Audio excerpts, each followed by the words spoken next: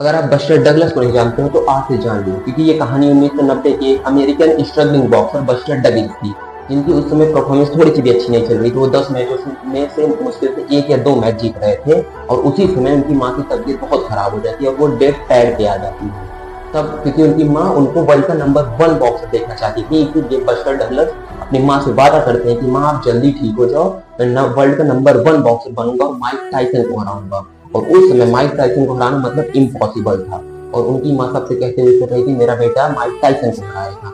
और वो अब मैच के लिए अप्लाई करते हैं और उनका मैच जापान के टोक्यो में 11 फरवरी 1990 को फिक्स होता है और अनफॉर्चुनेटली उसके 2 दिन पहले ही उनकी माँ की डेथ हो जाती है। बट वो फिर भी मैच खेलने जाते हैं और लोग बस यही कह रहे थे ये मैच फालतू में फिक्स हुआ है, इसका कोई मतलब नहीं है कि जीतना तो माइक टाइसन को ही, क्योंकि वो पिछले 10 साल से वर्ल्ड विनर बनते हुए आ रहे थे। फिर दोनों बॉक्सर एक दूसरे के आमने सामने आते हैं। राउंड 1 स्टार्ट होता है।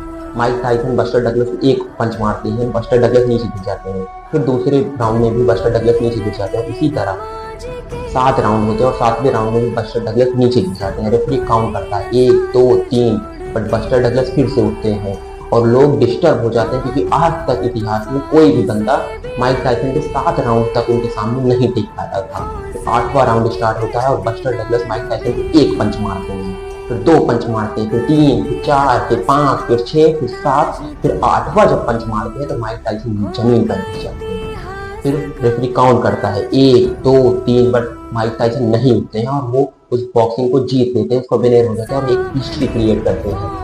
तब उस मैच के बाद उनसे बस्टर डगलस से पूछा जाता है कि आप क्या सोच कर आए थे इस मैच को खेलने के लिए। तब बस्टर डगलस उनसे बोलते हैं कि मैं केवल 2 चीज सोच के आया था, या तो मैं इनको हरा दूंगा या तो मार खाते खाते मर जाऊंगा, क्योंकि मैंने अपनी माँ से वादा करके आया था कि मैं माइक टाइसन को हराऊंगा तो हराऊंगा और मैं अपनी माँ के वादे के लिए कुछ भी कर सकता हूँ। अगर आपने भी अपनी माँ से कुछ वादा किया कुछ करने के लिए, कुछ बनने के लिए, तो वो वादे को जरूर पूरा करना और उसके लिए किसी भी हद तक